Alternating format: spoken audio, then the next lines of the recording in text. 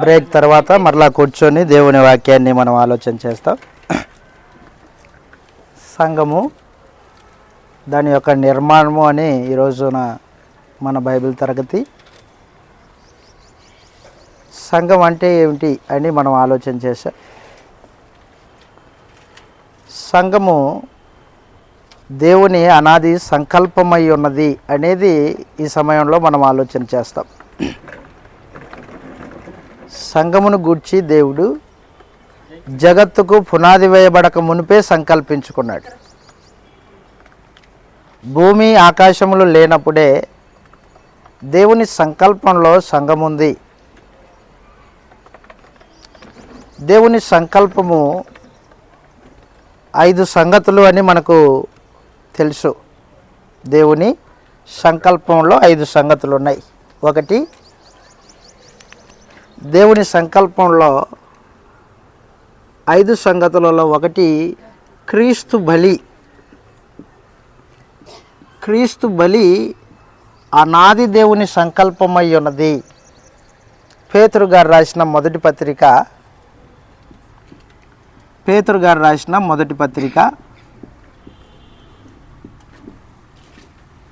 1వ అధ్యాయము 19-20 వచనాలలో ఈ మాట రాయబడింది. లోకం లేదు, లోకంలో ఏమీ దేవుడు ఇంకా సృజించలేదు. అయినప్పటికీ ఆయన మనస్సులో సంకల్పం ఉంది, ఒక ఆలోచన ఉంది. ఆ ఆలోచనలో ప్రత్యేకించి 5 సంగతులు ఉన్నాయి. 5 సంగతుల్లో ఒకటి క్రీస్తు ప్రభు యొక్క బలియాగము. పేతురు గారు రాసిన మొదటి పత్రిక 1వ అధ్యాయం 19వ వచనంలో అమూల్యమైన రక్తం చేత అనగా నిర్దోషమును నిష్కలంకమునగు గొర్రెపిల్ల వంటి క్రీస్తు రక్తము చేత విమోచింపబడితేరని మీరు ఎరుగుదురు కదా. ఆయన జగత్తు పునాది వేయబడక మునిపే, అదిగో జగత్తుకి పునాదులు వేయక మునిపే దేవుని నియమింపబడ్డాడు యేసు ప్రభు. దేనికోసం నియమింపబడ్డాడు? మనుషుల పాప పరిహారం కొరకు శిలువమాను మీద చనిపోవాలని నియమింపబడ్డాడు. పాప ప్రాయశ్చిత్తంగా తాను మరణించాలని దేవుడు యేసుని సంకల్పించాడు ముందుగానే. భూమి లేదు, ఆకాశం లేదు, మనుషుడే లేడు. కానీ మానవ పాపమునకు ప్రాయశ్చిత్తంగా ఉండడానికి యేసుక్రీస్తు వారిని ఏర్పాటు చేసుకున్నాడు. దేవుడు ఏర్పాటు చేసుకున్నాడు. అనాదిలోనే దేవుని భవిష్యత్ జ్ఞానం అనుసరించి అన్నాడు అన్నమాట.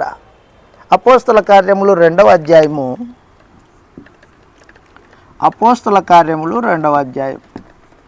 23వ వచనంలో ఈ మాట రాయబడింది.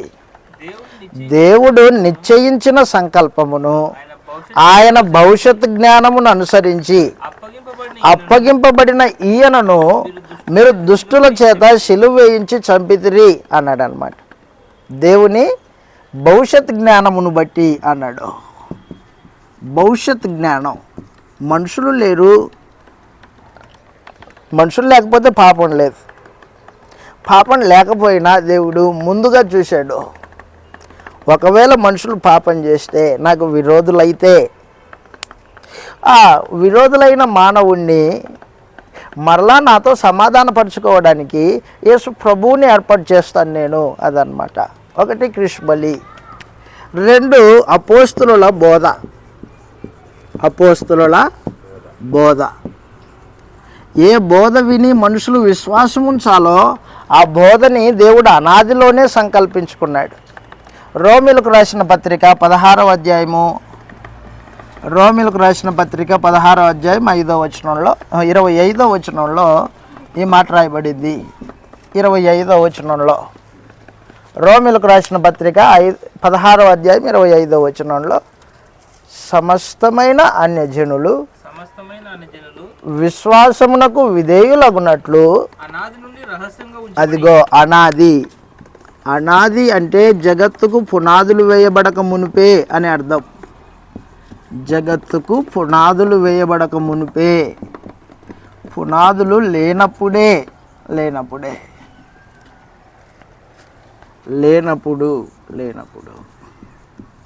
జగత్తుకు పునాదులు వేయబడక మునిపే అనాదిలోనే ఒక బోధన ఏర్పాటు చేసుకున్నాడు దేవుడు. ఆ బోధన ఎవరికి ఇచ్చాడు? అపోస్తలులకు అప్పగించాడు అన్నమాట. అనాది నుండి రహస్యంగా ఉంచబడి ఇప్పుడు ప్రత్యక్షపరచబడిన మర్మము అన్నాడు. జగత్తు పునాది వేయబడక మునిపే మనుషులు ఏ బోధ విని రక్షింపబడాలో ఆ బోధను ఏర్పాటు చేసుకున్నాడు ముందుగానే దేవుడు తన మనసులో. ఒకడు రక్షింపబడాలంటే అపోస్తలుల బోధ వినాల్సిందే. నువ్వు ఎంత ప్రార్థనాపరుడివైనా, ఎంత కొండల్ని పెకిలించగలిగిన విశ్వాసం నీకున్నా, ఎన్ని అద్భుతమైన కార్యక్రమాలు సూచక్రియలు చేసినా అపోస్తలుల బోధ వినుకోకుండా నీకు రక్షణ లేదు. లోకంలో చాలామందిని చూస్తూ ఉంటాం, ఎంతో భక్తిపరులో వాస్తవానికి. ప్రార్థన అనగానే మోకరిల్లి ఏ పరిస్థితుల్లోనైనా మోకరిస్తాడు, భక్తిపరుడు. గంటల కొద్దీ మోకాళ్ళ మీద నిలబడి ప్రార్థించే మహానుభావులు లేకపోలేదు. నిజమే, వాళ్ళ భక్తి. అయితే అంత భక్తి కలిగిన వాడైనా అపోస్తలుల బోధ వినుకోకుండా రక్షణ లేదు. దాన ధర్మాలు విపరీతంగా చేసే మనుషులు ఉన్నారు వాస్తవానికి. కొర్నేలి భక్తిపరుడు ఉన్నాడు, మనందరికీ తెలుసు. దాన ధర్మాలు బహుగా చేసిన వాడు, ఇల్లు అంతటిలో పాటు భక్తి కలిగి ఉన్నాడు దేవుడి అందు, అయినా రక్షణ లేదు. అతను రక్షింపబడాలంటే ఏం కావాలా? అపోస్తలుల బోధ వినాల్సిందే. కాబట్టి జగత్తు పునాది వేయబడక మునిపే దేవుడు సమస్తమైన అన్యజనులు విశ్వాసానికి విధేయునగునట్లు అనాది నుండి రహస్యంగా ఉంచబడిన బోధ అన్నమాట. ఆ బోధ వింటేనే మనుషుడికి రక్షణ, లేకపోతే లేదు. 3, అనాది సంకల్పంలో ఎవరైతే అపోస్తలుల బోధ విని విధేయత చూపారో వారిని దత్తత తీసుకుంటాడు దేవుడు. దత్తత స్వీకారం. ఈ దత్తత స్వీకారం చేయబడిన జనులే సంఘం అంటే.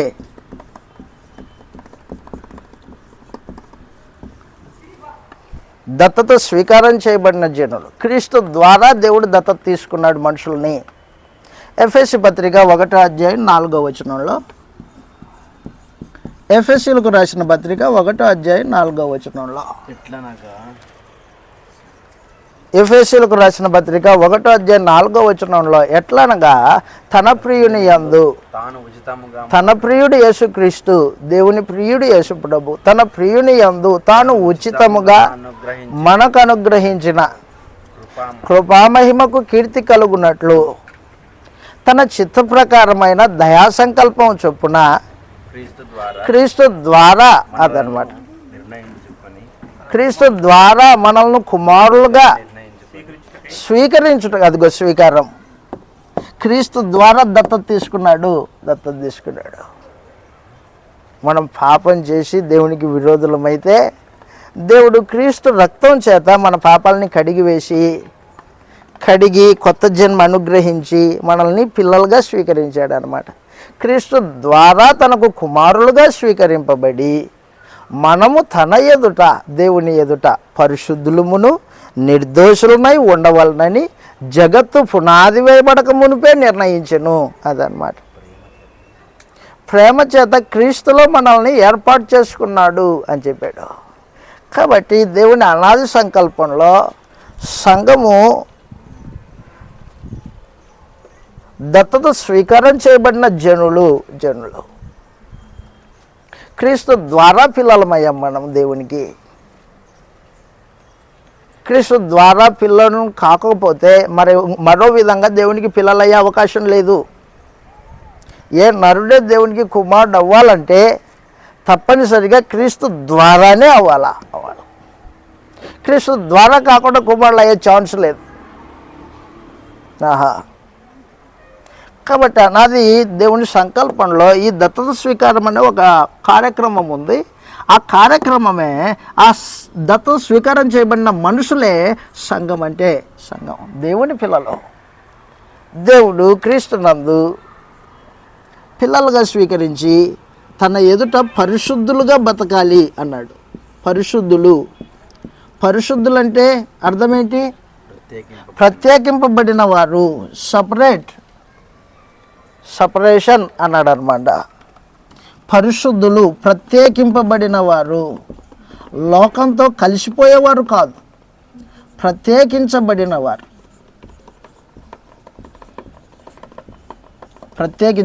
వారు. సపరేట్ చేయబడిన ప్రజలు అన్నమాట. వీళ్ళు లోకానికి వేరైన వారు.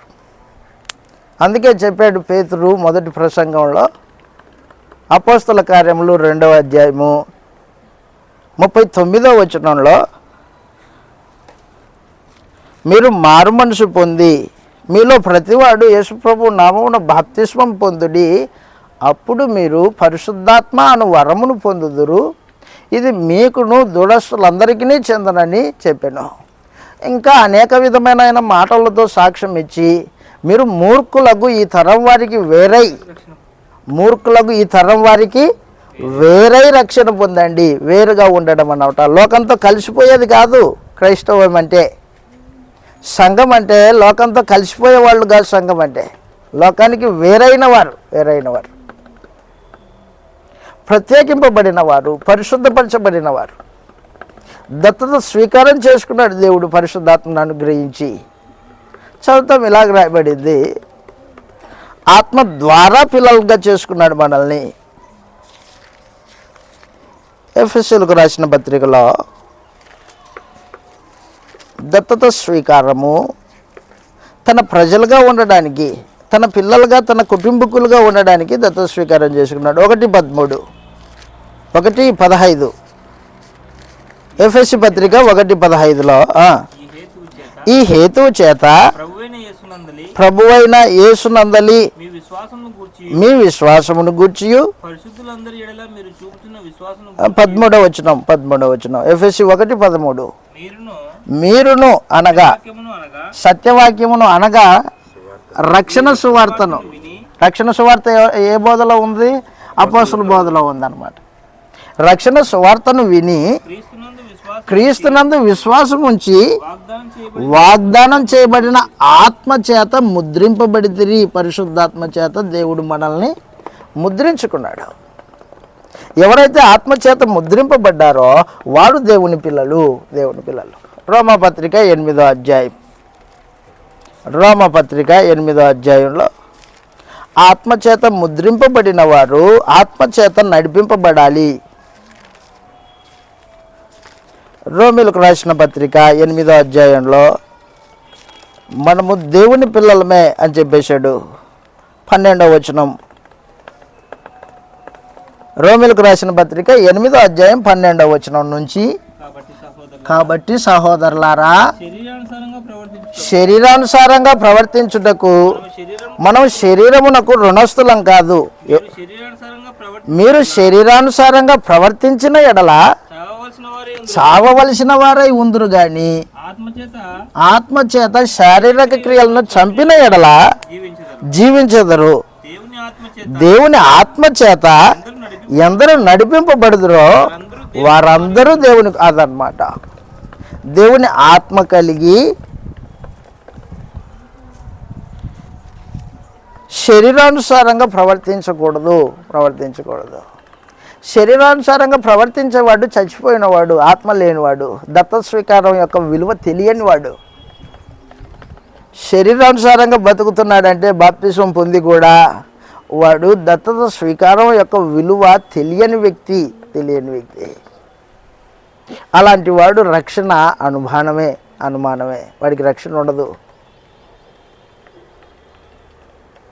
చెప్తున్నాడు, శరీరానుసారంగా ప్రవర్తించేవారు చావవలసిన వారై ఉంటారు కానీ ఆత్మచేత శారీరక క్రియలను చంపిన ఎడల జీవించెదరు.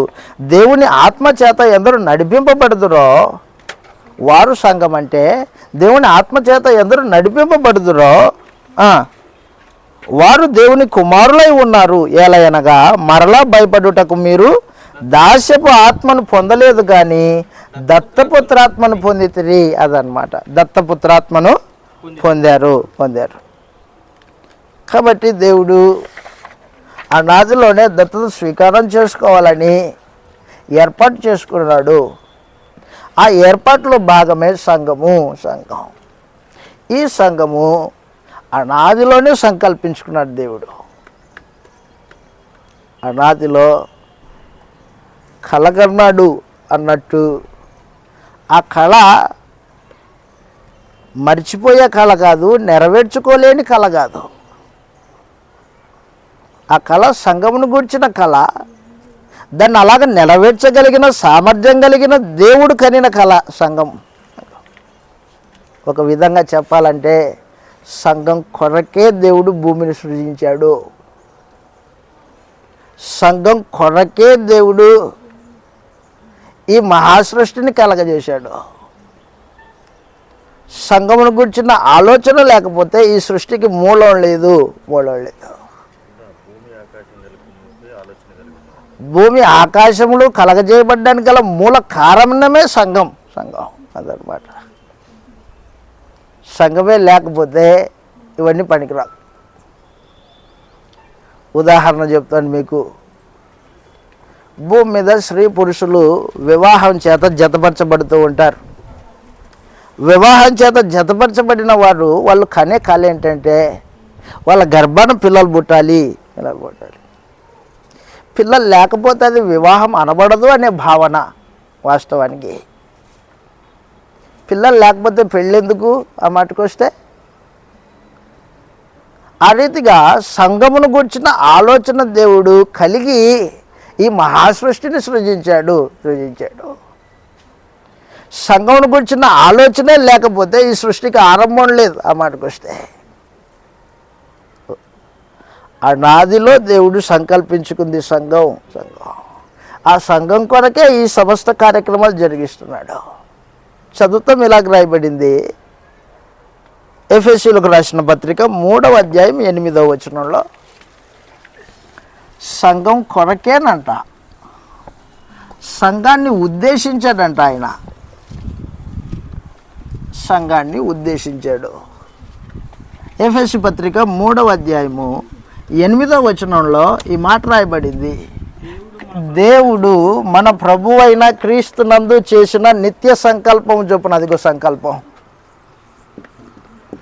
ఎఫెసీయులకు రాసిన పత్రిక 3వ అధ్యాయం 8 నుంచి 11 వచనాల్లో ఏమంటున్నాడంటే, క్రీస్తు యేసునందు దేవుడు చేసిన నిత్య సంకల్పం చొప్పున. అదిగో సంకల్పం, ప్రణాళిక. నిత్య సంకల్పం చొప్పున ఆయన పరలోకంలో ప్రధానులకే గాని అధికారులకును సంఘము ద్వారా తన యొక్క నానా విధమైన జ్ఞానము ఇప్పుడు తెలవబడవలనని. అదిగో ఇప్పుడు తెలవబడవలనని ఉద్దేశం కలిగి. అదిగో దేవుని ఉద్దేశం. ఏంటి దేవుని ఉద్దేశం? సంఘము ద్వారా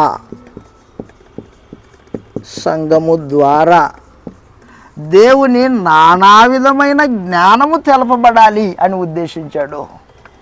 సంఘము ద్వారా తన జ్ఞానాన్ని పరలోకంలో ఉన్న ప్రధానులకు అధికారులకు తెలియజేయబడవలనని ఉద్దేశించాడండి.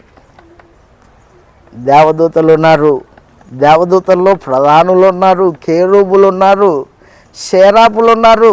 అయినా దేవుని మనసు తెలియదు దేవదూతలకి, ప్రధానులకి.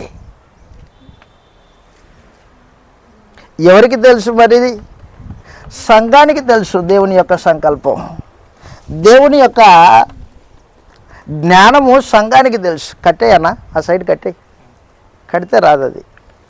దేవుడు సంఘానికి తన జ్ఞానాన్ని అనుగ్రహించి సంఘము ద్వారా, పరలోకంలో ఉన్న దేవదూతలారా, ప్రధానులారా, సంఘం సువార్త చెబుతుంటుంది, మీరు వినాలా అన్నాడు. అంతే. ఎవరు మొదటిగా పుట్టారు? దేవదూతలు మొదటిగా పుట్టారా?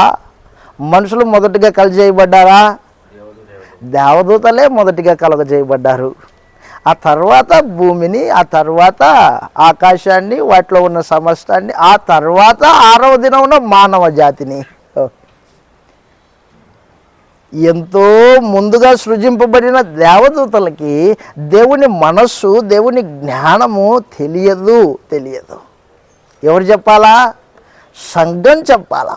మహత్తరమైన ఆధిపత్యము, మహత్తరమైన ఉద్దేశము సంఘం పట్ల దేవుడు కలిగి ఉన్నాడు.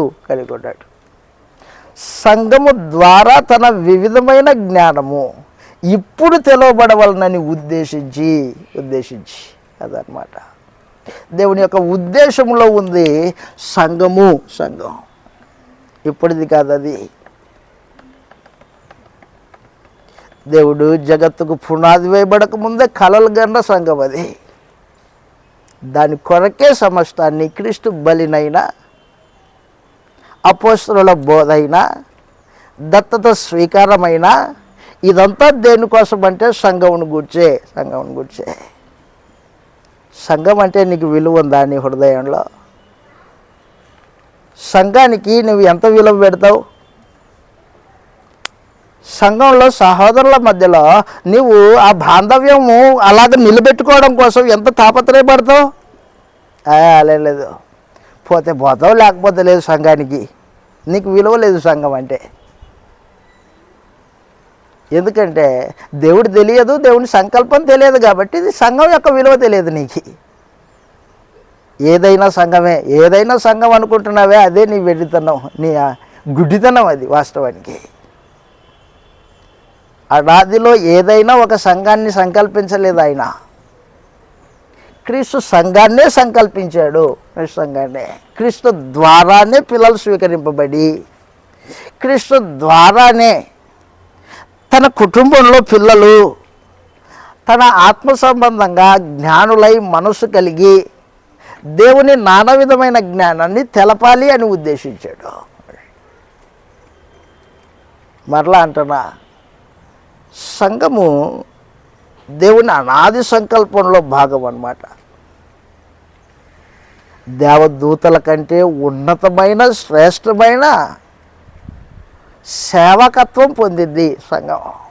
దేవదూతలు చేసే పని ఎంత, సంఘం చేసే పని ఎంతో ఉన్నతమైంది. దేవుని నానా విధమైన జ్ఞానం ప్రకటించే బాధ్యత సంఘానికి ఇచ్చాడు. సంఘం సువార్త ప్రకటిస్తుందా? సంకల్పం ఎరిగిన సంఘం అయితే తప్పనిసరిగా సువార్త ప్రకటిస్తుంది. ఆస్తులు కూర్చుకోదు సంఘం. అబ్బే, మా సంఘానికి ఇంత ఆస్తుంది, ఇన్ని ఎకరాలు ఉన్నాయి, మా సంఘంలో ఇంతమంది జనాభా ఉంది, ఇది కాదు సంఘం. దేవుని ఉద్దేశాన్ని ఎరిగి దేవుని జ్ఞానాన్ని ప్రపంచానికి చాటేది సంఘం.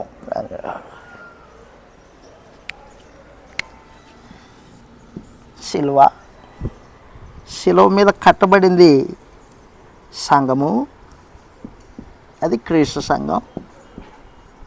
బాగా గుర్తుపెట్టుకో, శిలువ సంఘానికి ఆధారమై ఉంది. ఆధారం. శిలువ లేకపోతే సంఘం లేదు. శిలువ లేకపోతే, అది క్రీస్తు శిలువ లేకపోతే సంఘం అనేది లేదు. శిలువ సంఘానికి ఆధారం ఎలాగో సంఘము క్రీస్తు శిలువను ప్రకటిస్తుంది అన్నమాట. బాధ్యత. సంఘము శిలువను ప్రకటిస్తుంది, క్రీస్తు శిలువను ప్రకటిస్తుంది, లోకానికి ప్రకటిస్తుంది, దేవదూతలకి ప్రకటిస్తుంది. అనాదిలో సంకల్పించుకున్నాడు. అంతేగాని వారానికోసారి కూడుకో, వారానికోసారి చేసుకో, ఏదో నీకు ఇష్టమైతే ప్రార్థనకి రా, అప్పుడప్పుడు వస్తూ పోతూ ఉండు, బైబిల్ తరగతి పేరున నువ్వు సంఘమై ఉంటావు. అది కాదు దేవుడు సంకల్పించుకుంది జగత్తు పునాది వేయబడక మునుపు. దేవుని మనస్సు సంఘము ద్వారా లోకానికి తెలపబడాలి. అందుకే మొదటి శతాబ్దపు సంఘము 3000 మందితో ప్రారంభించబడి దినాలు గడిచే కొద్దీ వేల కొలదిగా విస్తరించింది. అపోస్తల కార్యాలు 2వ అధ్యాయంలో 3000 మందితో సంఘం ప్రారంభించబడి 5వ అధ్యాయానికి రాగానే మరలా 5,000 మంది పెరిగారు. ఆ తర్వాత అధ్యాయాలు మనం చూస్తే 6వ అధ్యాయం 8వ అధ్యాయం మనం చూసుకుంటూ పోతే దినదినము సంఘం వృద్ధి పొందుతూ ఉంది అని చెప్పేసాడు. సంఘం వృద్ధి పొందుతుంది. దానికి దేవుని శక్తి, యేసుప్రభు యొక్క త్యాగము, యేసుప్రభు యొక్క సహాయము, పరిశుద్ధాత్మ యొక్క శక్తి సంఘంలో ఆ దినాల్లో నింపబడింది. కానీ ఈ రోజున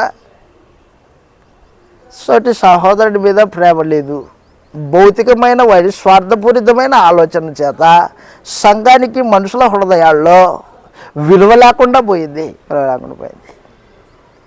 దేవుడు సంఘాన్ని అనాదిలో ఎంత విలువ కట్టాడో ఈ రోజున మానవ హృదయాల్లో సంఘానికి అంత విలువ తగ్గిపోయింది.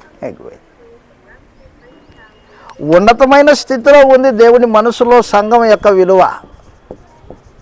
సంఘం విలువ దేవుని మనసులో ఉన్నతంగా ఉంది. మానవ మనసులో సంఘం యొక్క విలువ అదో పాతాళంలో ఉంది. చిట్ట చివరి ఉంది. సంఘానికి ఎంత విలువిస్తావు నువ్వు? ఒక సహోదరుని పట్ల నువ్వు ఎంత విలువిస్తావు అదనమాట. ప్రభు అన్నాడు, నేను మీ నిమిత్తం ప్రాణం పెట్టాను కనుక మీరు నా నిమిత్తం ప్రాణం పెట్టండి. నా నిమిత్తం ప్రాణం పెట్టండి అంటే నీ తోటి సహోదరుణ్ణి ప్రేమించు, ప్రాణం పెట్ట బద్దులవై ఉన్నావు అని చెప్పేసాడు. అంత విలువ కడతాం మనం ఇంతకీ? సహోదరుని ప్రేమించకపోతే దేవుడికి శత్రువు, అపవాది సంబంధి. కాబట్టి దేవుడు అనాదిలోనే సంఘాన్ని ఉద్దేశించాడు. దేవదూతల కంటే ఉన్నతమైంది సంఘం. దేవదూతల జ్ఞానం కంటే ఉన్నతమైన జ్ఞానం కలిగింది సంఘము. అంత మాత్రమే కాదు, దేవదూతల సేవ పొందుకునేది సంఘం. దేవదూతలు సంఘానికి సేవ చేయాలి. హెబ్రీ పత్రిక 1వ అధ్యాయము 13వ వచనంలో సంఘము దేవదూతల సేవ అందుకునేది. హెబ్రీలకు రాసిన పత్రిక 1వ అధ్యాయం 14వ వచనంలో 13-14 దేవదూతల సేవ పొందుకునేది సంఘం. ఇలాగ రాయబడింది హెబ్రీ పత్రిక 1 కూర్చుండుమని ఎప్పుడైనా చెప్పినా వీరందరూ రక్షణ అను స్వాస్థ్యము పొందబో వారికి పరిచారం చేయుటకై పంపబడిన సేవకులైన ఆత్మలు అన్నమాట. పరిచారం చేసేవాళ్ళు ఎవరికి పరిచారం చేస్తారు? సంఘానికి పరిచారం అంటే ఏంటి? పని చేయడం, సేవ చేయడం.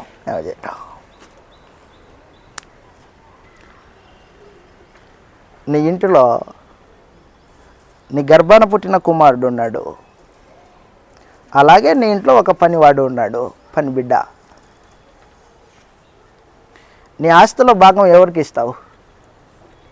నీ పనివాడికి ఇస్తావా, లేకపోతే నీ కుమారుడికి ఇస్తావా?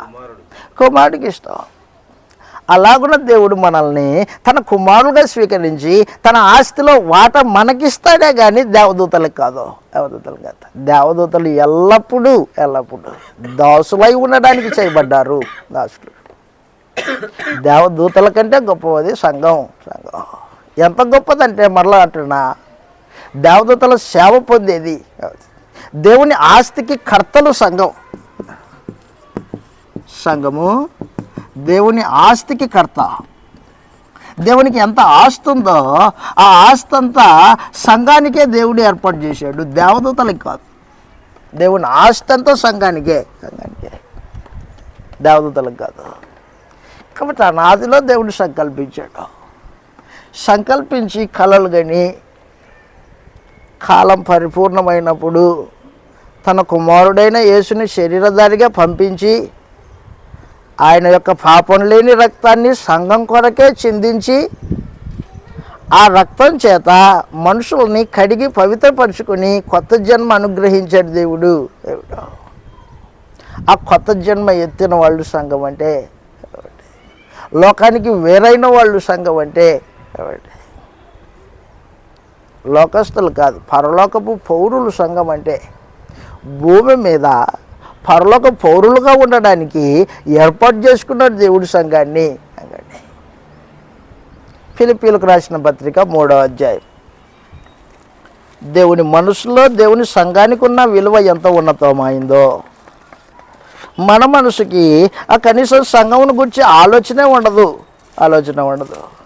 ఫిలిప్పీలకు రాసిన పత్రిక 3వ అధ్యాయంలో ఈ మాట రాయబడింది. మన పౌరస్థితి పరలోకమందున్నది అని తెలియజేశాడు. 3వ అధ్యాయము 20వ వచనం నుంచి మన పౌరస్థితి పరలోకమందున్నది,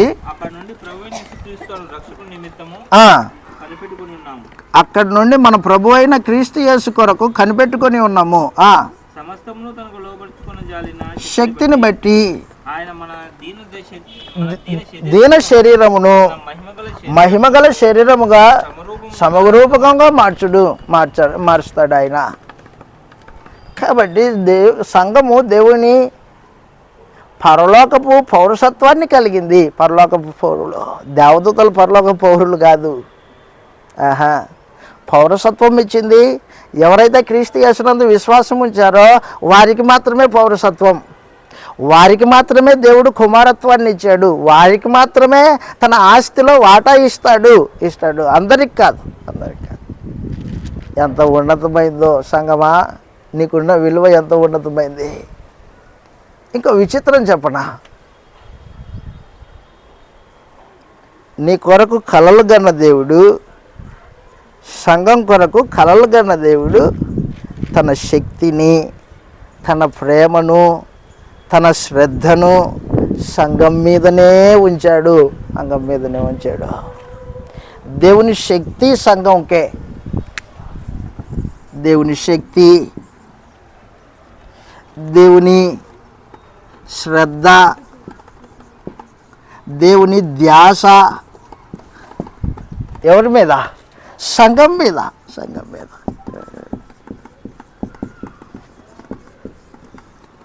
సంఘం మీదనే. సంఘాన్ని కాపాడడానికి క్రీస్తు యేసుని కాపరిగా పెట్టాడు. కాపరి యేసు ప్రభు కాపరి. దేనికి కాపరి? సంఘానికి కాపరి. యేసు ప్రభు ఎలాంటి వాడో మనందరికీ తెలుసు. ఉన్నతమైన వాడు,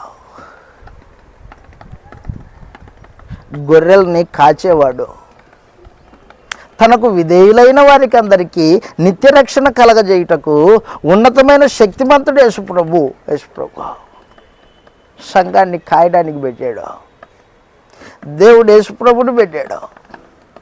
సౌలు సంఘాన్ని హింసిస్తుంటే దేవుడు కలగజేసుకుని యేసు ప్రభుని పంపించాడు.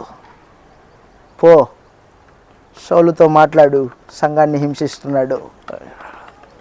ఎందుకయ్యా అంత శ్రద్ధ నీకు సంఘం పట్ల? సంఘము నేను కలను కనిన సంఘం, అది ఆ రాజులో సంకల్పించుకున్నది. ఈ రోజున మనము సంఘమునకు చేసే ప్రతిదీ అది నీ రాబడిలో వచ్చిన దాన్ని సంఘం కొరకు ఉపయోగించడం అనేది అది ఉన్నతమైనది అవకాశం, దేవుడిచ్చిన అవకాశం. ఎందుకే వాళ్ళే అనుకుంటాడు మనుషుడు, విలువ తెలియనోడు. యేసు ప్రభు సంఘం యొక్క విలువ తెలిసిన వాడై ప్రాణం పెట్టడానికి వచ్చాడు. అపోస్తలుడైన పౌలు ఆ సంఘం యొక్క విలువ తెలిసిన వాడై, దేవుని చిత్తముని ఎరిగిన వాడై, తన శరీరంలో శ్రమలు అనుభవించడానికి పూనుకున్నాడు. సంఘం కొరకు. అపోస్తలులు 12 మంది ఆ దేవుని సంకల్పమైన సంఘమును గూర్చి ఎరిగిన వారై ఆ సంఘం కొరకు హతసాక్షులయ్యారు. సంఘం విలువ నీ మనసులో ఎంత ఉందో నాకు నిజంగా తెలియదు.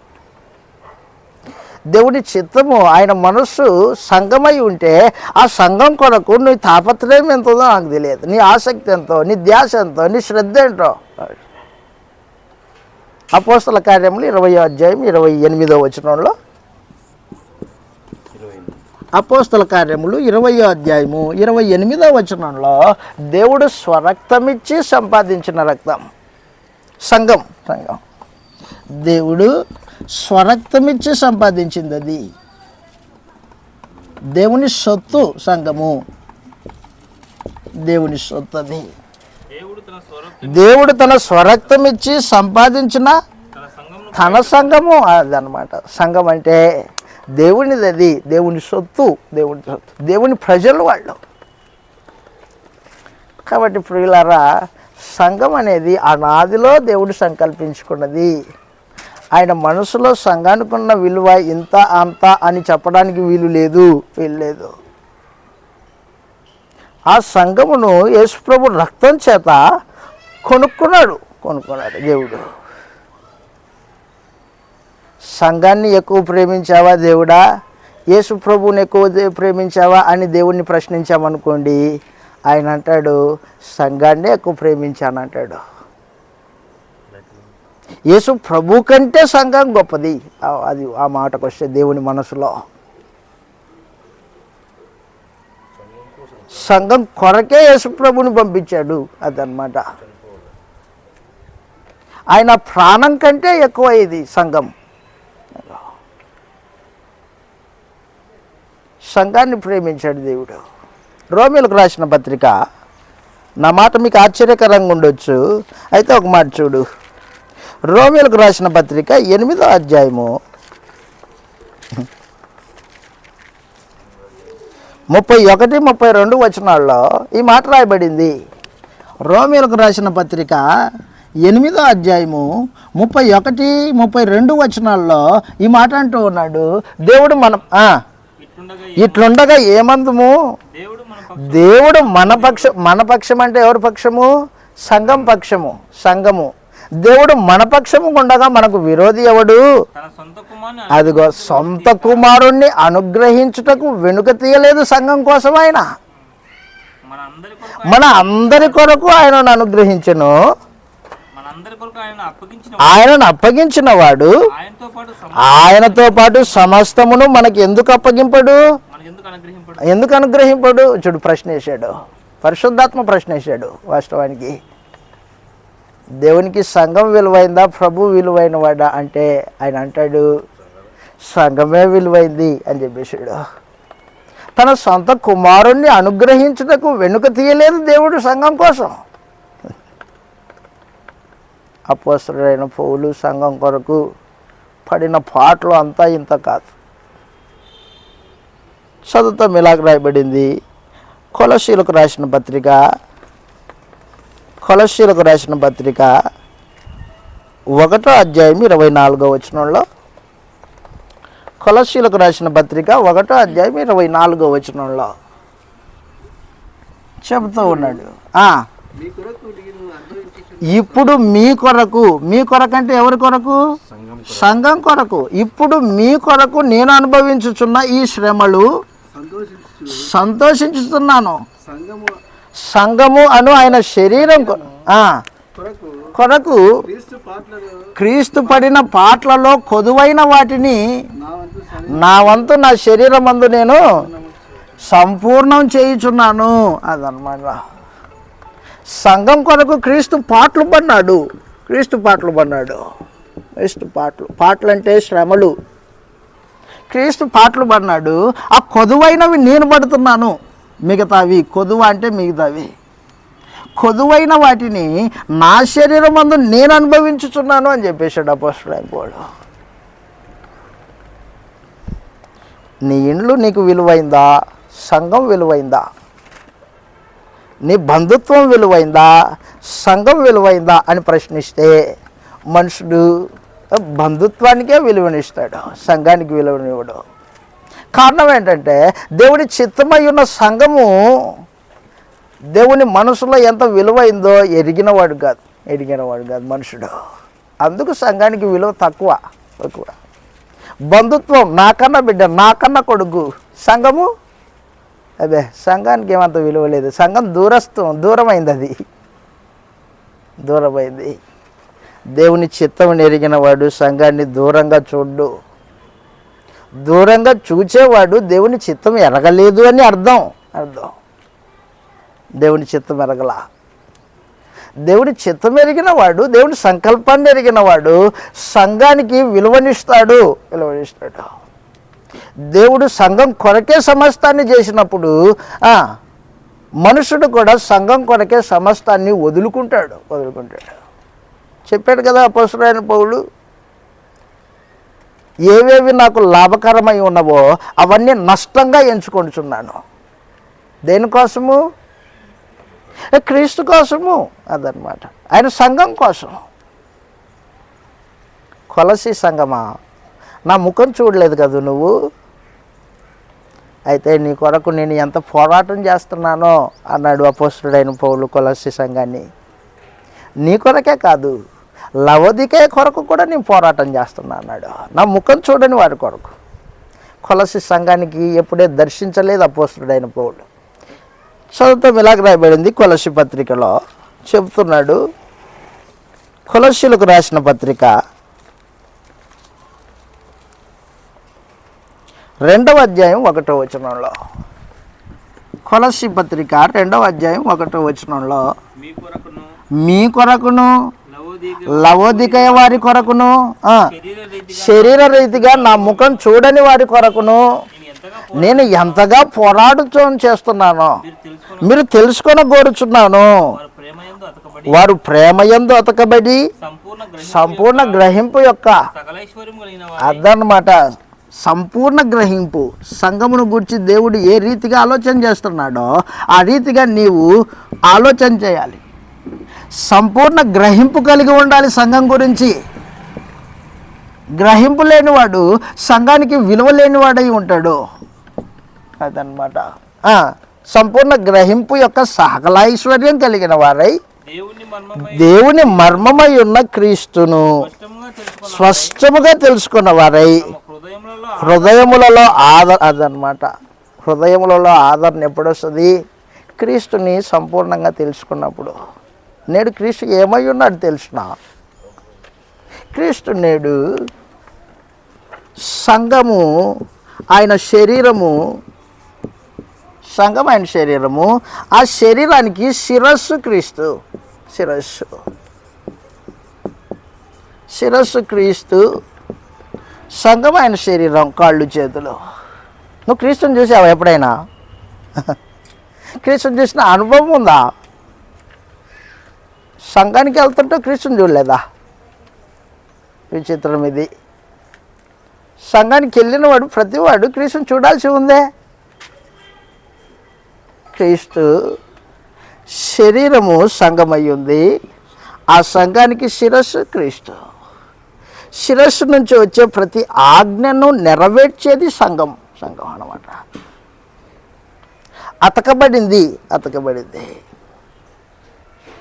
అందుకే అంటాడు, మేము శరీర రీతిగా ఎవరినే ఎరగము అంటాడు పౌలు.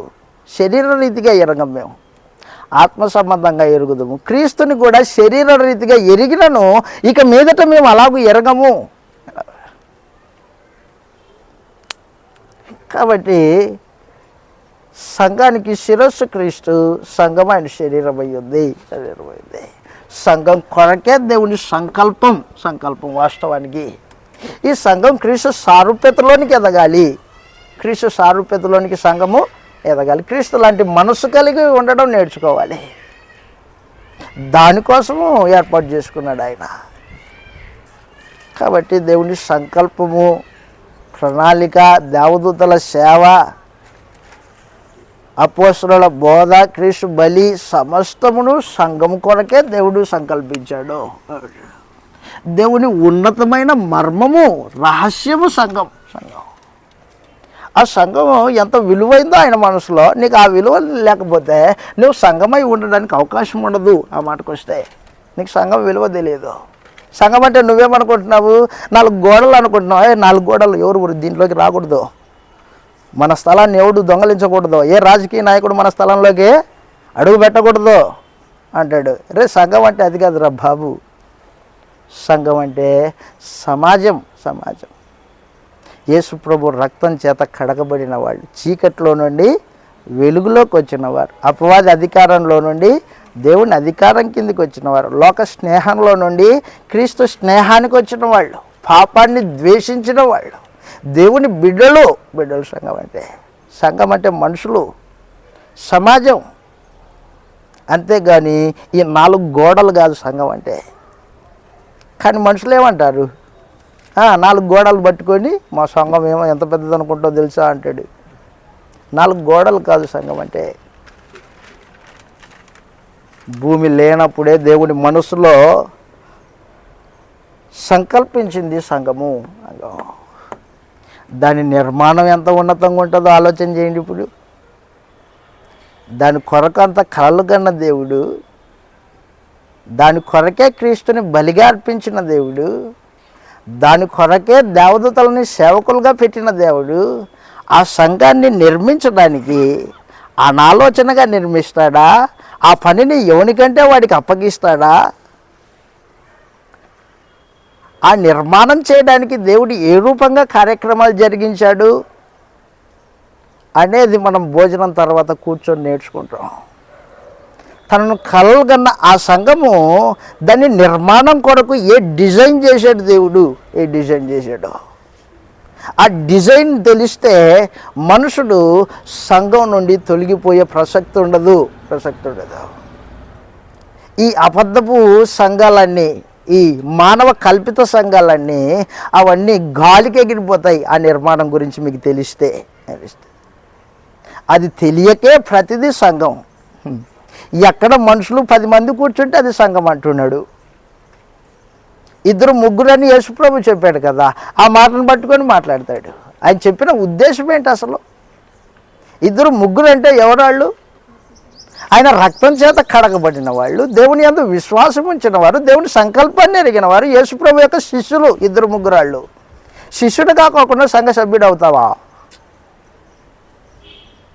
యేసుని వెంబడించుకోకుండా సంఘ సభ్యుడు అవుతావా? యేసు నీ హృదయానికి అధికారి కాకోకుండా సంఘ సభ్యుడు అవుతావా? కాలేవు కదా.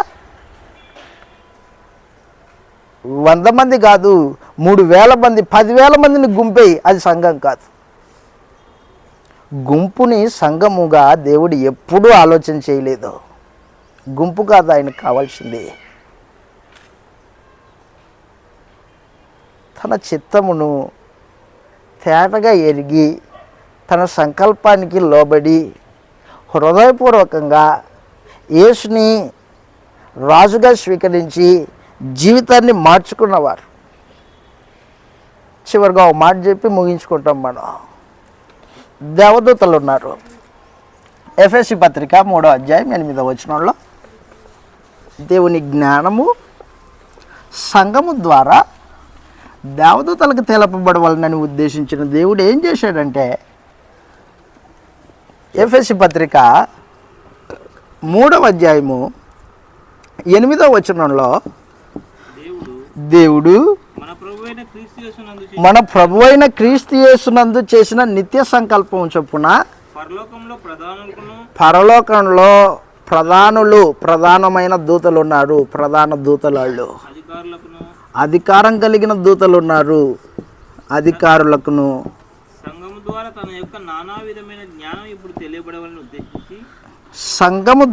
యొక్క నానా విధమైన జ్ఞానం ఇప్పుడు తెలుపబడవాలని ఉద్దేశించి ఎవడే ఎంత ఆలోచించినా కూడా మనిషి బుర్రకు అంతుపట్టని ఉన్నతమైన మర్మం సంఘం అన్నమాట. శోధింప శక్యం కానీ క్రీస్తు ఐశ్వర్యమును అన్యజనులలో ప్రకటించుటకు సమస్తం సృష్టించిన దేవుని యందు పూర్వకాలము నుండి మరుగయ్యున్న ఆ మర్మమును గూర్చిన ఏర్పాటు, అదిగో సంఘము యొక్క ఏర్పాటు అన్నమాట. అది సంఘమును గూర్చిన ఏర్పాటు ఎట్టిదో అందరికీ తేటపరచుటకును పరిశుద్ధుల అందరిలో అత్యల్పుడునైన నాకు ఈ కృప అనుగ్రహింపబడింది. అదనమాట సువార్త ప్రకటన, దేవుని కృప. దేవదూతలకి సువార్త ప్రకటించే అవకాశాన్ని దేవుడు ఇవ్వలేదు. ఎవడైనా కానీ నాకు కళ్ళు దేవదూత కనిపించి సువార్త చెప్పింది, యేసుప్రభుని నమ్ముకోమని చెప్పింది అన్నాడు అనుకో, దొంగవాడు, అబద్ధికుడు. ఎందుకంటే దేవదూతలకి సువార్త చెప్పే అవకాశం దేవుడు ఇవ్వలేదు. నాకు కళలో దేవుడు కనిపించి చెప్పాడు, దేవుడు అలా కూడా లేదు. అపోస్తలుల బోధ ద్వారానే మనుషుడు దేవుని యందు విశ్వాసం ఉంచాలి. దేవదూత కొర్నేలు ఇంటికి వచ్చింది. కొర్నేలు ఇంటికి దేవదూత వచ్చింది. ఎప్పుడు వచ్చింది? రాత్రిపూట వచ్చిందా? మిట్ట మధ్యాహ్నం వచ్చింది. సూర్యుని తేజస్సు కంటే మహా తేజస్సు ఆ రోజున యేసు ప్రభు పౌలు గారికి కనిపించినప్పుడు మిట్ట మధ్యాహ్నం దేవదూత వచ్చింది కొర్నేలు ఇంటికి. వచ్చి ఏం చెప్పింది? సువార్త చెప్పిందా? సువార్త చెప్పాలా? ఏం చెప్పొచ్చు కదా, అంత దూరం నుంచి వచ్చావు. సువార్త చెప్పే అవకాశం దేవదూతలకి దేవుడు ఇవ్వలేదు. అపోస్తల కార్యాలు 10వ అధ్యాయం. అపోస్తల కార్యాలు 10వ అధ్యాయం. దేవదూతలకి లేని భాగ్యము సువార్త ప్రకటన. 3వ వచనము. అపోస్తల కార్యములు 10వ అధ్యాయం 3వ వచనంలో పగలు ఇంచుమించు 3 గంటల వేళ. ఎప్పుడు? పగలు, రాత్రిపూట కాదు, చీకట్లో కాదు, పగలు ఇంచుమించు 3 గంటల వేళ దేవుని దూత అతని యొద్దకు వచ్చి కొర్నేలి అని పిలుచుట దర్శనమందు తేటగా అతనికి కనబడెను. దూత వైపు తెరచూచి భయపడి ప్రభువా ఏమి అని అడిగాను. అందుకు దూత, నీ ప్రార్థన, నీ ధర్మ కార్యక్రమాలు దేవుని సన్నిధికి జ్ఞాపకార్థంగా వచ్చాయి. ఏమేమి వచ్చాయి? ప్రార్థనలు వచ్చాయి, ధర్మ కార్యక్రమాలు వచ్చాయి. రక్షణ లేదు కొర్నేలికి. ప్రార్థన చేస్తున్నాడు, రక్షణ లేదా? ప్రార్థన చేసేటోడికి రక్షణ లేదా? అవును, రక్షణ లేదు. ధర్మ కార్యక్రమాలు చేసేవాడికి రక్షణ లేదా? లేదు. దేవదూతని మిట్ట మధ్యాహ్నం చూసిన కొర్నేలికి రక్షణ లేదా? లేదు. ఇప్పుడు నువ్వు ఎప్పేకి మనుషుల్ని పంపించి పేతురును మారు పేరు గల సీమోనును పిలిపించుము. సముద్రపు దరినున్న సీమోనును ఒక చర్మకారుని ఇంట దిగి ఉన్నాడని అతనితో చెప్పాను. అదనమాట. అప్పుడు కొర్నేలి దేవదూత చెప్పిన మాటకు విధేయుడయ్యి ఏం చేశాడంటే 2 మనుషుల్ని ఎప్పేకి పంపించాడు. ఎప్పేలో పేతురు ఉన్నాడు. పేతురు ఎవరు? అపోస్తలుడు వచ్చాడు ఇంటికి. వచ్చిన వెంటనే వెళ్ళి పాదాల మీద పడ్డాడు కొర్నేలి, పేతురు పాదాల మీద. నేను నీలాంటి సహోదరుణ్ణే, మనుషునికి మొక్కకూడదు, లేయి అని లేపాడు. లేపిన తర్వాత నన్ను ఎందుకు పిలిపించావు అని అడిగాడు. పేతురు అడిగాడు కొర్నేలిని, ఎందుకు పిలిపించానేంటి? తెలియదా నీకు? నువ్వు సువార్త చెప్తేనే నేను రక్షింపబడతానంట. నువ్వు చెప్పే రక్షణ మాటల్లో జీవం ఉందంట. అందుకు దేవదూత నాకు నిన్ను పిలిపించమని చెప్పింది. అదనమాట. మరి అంత పని కట్టుకొని వచ్చింది దేవదూత చెప్పలేదా సువార్త నీకు? కళలో, దర్శనంలో? కాబట్టి దయచేసి గుర్తుపెట్టుకో, ప్రధానులకు, అధికారం కలిగిన దేవదూతలకు లేని భాగ్యము సువార్త ప్రకటన. అది సంఘానికి అప్పగింపబడింది. ఇప్పుడు సంఘమా, నీకు ఇచ్చిన బాధ్యత ఎంత ఉన్నతమైందో. బాధ్యత విడిచిపెట్టి బతుకుతున్నావే లోకంతో పాటు పరిగెత్తుకుంటూ. లోకం పోతుంది ధన సముపార్జన కోసము, పేరు ప్రతిష్టల కోసము. నువ్వు దానికోసమే పాటుపడుతున్నావు. ఏం తేడా ఉంది నీకు? అప్పుడు దేవుడు కన్న కళ నువ్వు అపార్థం చేస్తున్నావు. నువ్వు ఆ సంకల్పాన్ని, ఆ కళని హేళన చేస్తున్నావు, అవమానపరుస్తున్నావు. దేవుని సంకల్పాన్ని సరిగా ఎరగని ప్రతివాడు ఆ సంకల్పాన్ని హేళన చేస్తున్నాడు, అవమానపరుస్తున్నాడు, అపార్థం చేస్తున్నాడు. భక్తి అనుకుంటున్నాడు దాన్ని, ఆ దేవుని చిత్తాన్ని హేళన చేస్తున్నాడు.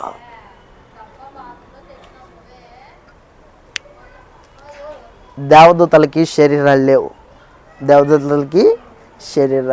శరీరం లేని దేవదూతలు పాపం చేయడానికి అవకాశమే లేదు. శరీరం లేదు, పాపం చేసే అవకాశము దేవదూతలకి లేదు. మనుషులకి శరీరం ఉంది, పాపం చేసే అవకాశం కూడా ఉంది. అయినా కానీ పాపం చేయరు. సంఘము నా పిల్లలు శరీరం కలిగి ఉండి పాపం చేయకోకుండా బతుకుతారు అని దేవుడు సంకల్పించుకున్నాడు అనాదిలో.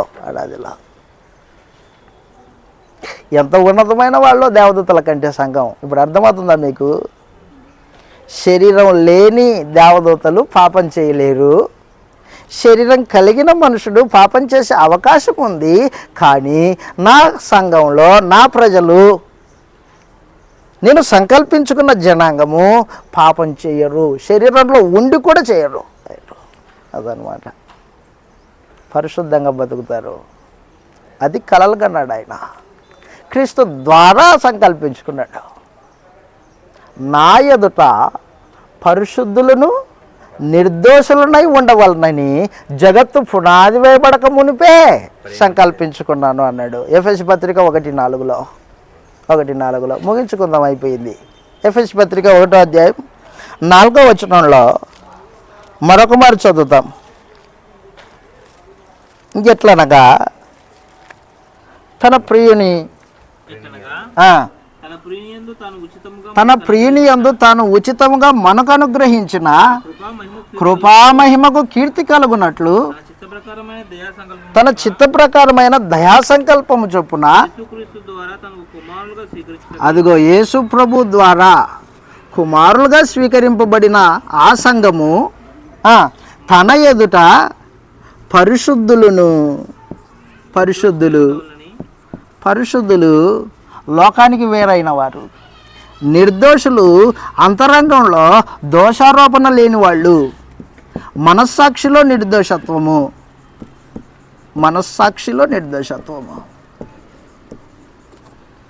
తన ఎదుట పరిశుద్ధులను నిర్దోషులనై ఉండవలనని జగత్తు పునాదులు వేయబడక మునిపే సంకల్పించుకున్నాడు.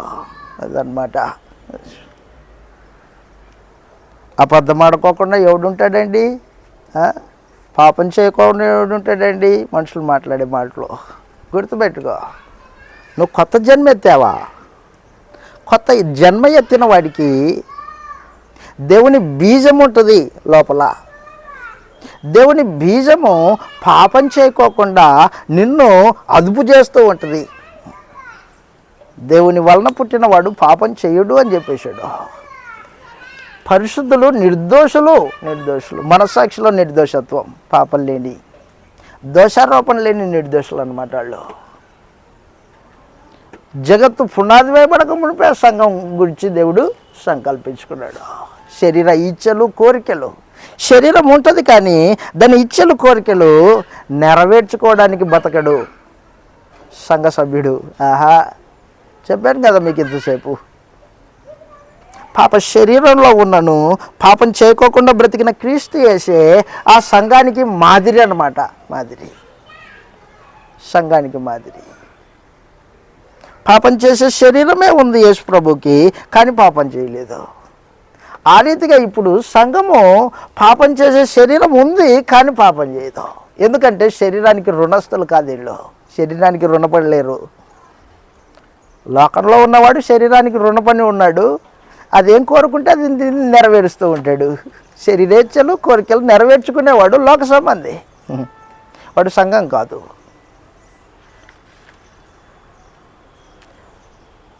సంఘము క్రీస్తు యేసుతో పాటు సిలువేయబడి, సమాధి చేయబడి, తిరిగి లేపబడి పరలోక పౌరులు అన్నమాట వాళ్ళు. వారి లోకం ఇది కాదు, వారి లోకము పైనుంది. మన పౌరస్థితి పరలోకం ఉందనేది అని ఎరుగుదుము. అక్కడి నుండి క్రీస్తు వస్తాడు. జీవిత విధానంలో మార్పు జరిగింది. మార్పు లేనివాడు సంఘ సభ్యుడు కాదు. మార్పు లేని వారి కొరకు దేవుడు కలలు కనలేదు. మార్పు చెంది క్రీస్తు వలె జీవితాన్ని కొనసాగించే మనుషుల కొరకు అనాదిలోనే ఆయన సంకల్పించుకున్నాడు. వారి కొరకు ఎంత ఎదురు చూస్తున్నాడో మహాదేవుడు. వారి కొరకే సృష్టిని నడిపిస్తున్నాడు, వారి కొరకే తన శక్తిని ప్రదర్శిస్తున్నాడు, వారి ప్రార్థనల వైపే ఆయన చెవులు పెట్టుకొని చూస్తున్నాడు, వారి క్షేమం కొరకే సమస్తాన్ని జరిగిస్తున్నాడు అదనమాట. తన సొంత కుమారుణ్ణి ఇవ్వడానికే వెనతీయని దేవుడు ఆయనకి ఏమన్నా సంఘం కొరకు ఎక్కువకుండా మానుకుంటాడా? ఏం మానుకోడు అని చెప్పాడు. ఈ భూమి నిలిచిందంటే కారణము ఆయన సంఘమే. ఆయన సంఘమే సమస్తము సమకూడి జరిగిస్తున్నాడు సంఘం కొరకే, అందరి కోసం కాదు. ఆ మాట చూడండి, ముగించుకుంటాం. రోమిలకు రాసిన పత్రిక 8వ అధ్యాయంలో, తన్ను ప్రేమించు వారి కొరకు అనగా తన సంకల్పము ప్రకారము పిలువబడిన వారు సంఘము వారి కొరకు సమస్తం సమకూడి జరుగుతున్నది అన్నాడు రోమపత్రిక 8వ అధ్యాయంలో. రోమిలకు రాసిన పత్రిక 8వ అధ్యాయము 28వ వచనంలో, రోమపత్రిక 8:28 చదవన్న పోలన్న. దేవుణ్ణి ప్రేమించు వారికి. ఎవరు దేవుణ్ణి ప్రేమించేవాళ్ళు? నువ్వు దేవుణ్ణి ప్రేమిస్తున్నావా? నువ్వు దేవుణ్ణి ప్రేమించేవాడివైతే దేవుని సంకల్పాన్ని ఎరగాల. చెప్తున్నాడు, దేవుణ్ణి ప్రేమించు వారికి అనగా ఆయన సంకల్పం, అదిగో సంకల్పం ప్రకారంగా పిలువబడాలి నువ్వు, అప్పుడు సంఘమై ఉంటావు. ఆయన సంకల్పం చొప్పున పిలువబడిన వారికి మేలు కలుగుటకై సమస్తమును సమకూడి జరిగిస్తున్నాడు దేవుడు. సమస్తం సమకూడి జరిగిస్తున్నాడు. అది సంఘం యొక్క విలువ. సంఘానికి దేవుని మనసులో ఎంత విలువ ఉందో అదే విలువ కలిగి సంఘం కొరకు జీవితాన్ని సమర్పణ కలిగి బతకడం అనేది క్రైస్తవ్యం. అలా కాకపోతే నీకు దేవుని మర్మం తెలియదు, దేవుని సంకల్పం తెలియదు. దేవుడు దేనికోసం పనిచేస్తున్నాడో నీకు అర్థమే కాకుండా పోయిందంతే. దేవుడు పనిచేస్తున్నాడా? అవును పనిచేస్తున్నాడు. నా తండ్రి ఇది వరకు పనిచేస్తున్నాడు. దేనికోసము? సంఘం కొరకు పనిచేస్తున్నాడు. ఆయన సంఘాన్ని సృజించడం కోసం పనిచేశాడు. సంఘం సృష్టింపబడింది, భూమి మీదనే ఉంది సంఘము. ఆ సంఘము క్షేమాభివృద్ధి పొందడం కోసం పనిచేస్తున్నాడు దేవుడు. ఆయనతో పాటు కలిసి పనిచేస్తావా? నీవు దేవుని జత పనివాడు అవ్వడానికి ఇష్టపడుతున్నావా? దేవుడు పనిచేస్తున్నాడు, ఆయనతో పాటు నువ్వు పనిచేయడానికి ఇష్టపడుతున్నావా? సంఘం కోసం పనిచేస్తున్నాడు ఆయన, నువ్వు దానికోసమే పనిచేస్తావా? కడుపు కోసం పనిచేసే వాళ్ళని చూసాం మనం. కడుపు కోసం, తిండి కోసం. అలాంటి వాడు దేవుని జత పనివాడు కాదు. ఇదే ఏమాత్రం పొందలేదు వాడికి, దేవుడికి. లోకం కోసం ఆలోచన చేసి పేరు ప్రతిష్టల కోసం ఆలోచన చేసేవాడు దేవుని జత పనివాడు ఎట్లా అవుతాడు? దేవుని జత పనివాడు కాదు. వాడు అపవాది సంబంధి, ఆయనేమో నీతిమంతుడు. పొంతన ఉండదు. కాబట్టి దేవుని సంకల్పంలో సంఘము ఏమై ఉందో ఏ రీతిగా ఉండాలని ఆయన సంకల్పించుకున్నాడో ఆ రీతిగా జీవితాన్ని కొనసాగించాల కుటుంబాలుగా. ఇన్ని సంవత్సరాలు అవుతున్నా దేవుని సంకల్పంలో సంఘం ఏమయ్యిందో తెలుసుకోకపోతే నీ భక్తి, నీ ప్రార్థనలు, నీ కార్యక్రమాలు ఇవన్నీ చెల్లవు.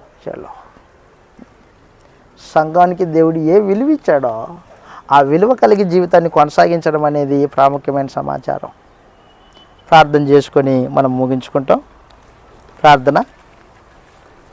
కరుణా సంపన్నుడు వగు మా ప్రియ తండ్రి, పరిశుద్ధుడు అయిన మా దేవ, మహాప్రేమ కలిగిన తండ్రి, మీ కృతజ్ఞతలు, స్తోత్రములు నాయన. జగత్తు పునాది వేయబడక మునిపే సంకల్పించిన మీ సంకల్పాన్ని బట్టి మీకు స్తోత్రములు తండ్రి. సంఘమును గూర్చి సమస్తమును ముందుగానే ఆలోచన చేసి నాయన క్రీస్తు ద్వారా మేము మీకు పిల్లలుగా స్వీకరింపబడి మీ ఎదుట మేము పరిశుద్ధులు, నిర్దోషులనై ఉండవాలని సంకల్పించారు. మీకు స్తోత్రములు తండ్రి. సంఘము ద్వారా నానా విధమైన జ్ఞానం ఇప్పుడు తెలుపబడవాలని ఉద్దేశించి నాయన అటు క్రీస్తు ఐశ్వర్యమును మాకు దయచేసిన దాన్ని బట్టి మీకు స్తోత్రములు తండ్రి. నాయన మీ సంఘము ఎంత ఉన్నతమైందో, అట్టి ఉన్నతమైన ఆలోచన సంఘం పట్ల కలిగి నాయన మీకు సంపూర్ణమైన విధేయత కనపరచడానికి సహాయం అనుగ్రహించండి. అన్ని విషయములలో మా ప్రభువుకు లోబడి మా ప్రభువు యొక్క యాజకత్వంలో నిలిచి ఉండడానికి సహాయం అనుగ్రహించండి నాయన. తండ్రి, మీరు మాకు అనుగ్రహించిన భోజన పదార్థములను బట్టి మీకు స్తోత్రం అండి. భోజించి తృప్తి పొంది నాయన మరలా కూర్చుండి సంఘం కొరకు, దాని నిర్మాణం కొరకు అనాదిలో మీరు ఏం సంకల్పించారో ఆ సంగతులను మేము కూర్చొని నేర్చుకోవడానికి సహాయం అనుగ్రహించవాలని ప్రార్థిస్తూ ఉన్నాం తండ్రి. సంఘం అంటే భౌతికమైన కట్టడం కాదని, మానవ కల్పనలో నుంచి పుట్టుకొచ్చింది కాదని, సంఘము దైవికమైందని, దాని కొరకు మీరు సంకల్పించారు అనాదిలోనే అని మేము తెలుసుకొని ఉన్నాం నాయన. అటు సంఘముగా మేము ఉండి నాయన మీ ఉద్దేశాన్ని నెరవేర్చడానికి కావలసిన జ్ఞానమును వివేచనను మాకు దయచేయవాలని కూడి వచ్చిన సహోదరి సహోదరులందరినీ బట్టి మీకు స్తోత్రాలు సమర్పిస్తూ ఈ ప్రార్థన మా ప్రభు యేసుక్రీస్తు వారి పరిశుద్ధమైన నామంలో సమర్పిస్తూ ఉన్నాం తండ్రి. ఆమేన్. అందరికీ వందనాలండి. అందరికీ వందనాలు.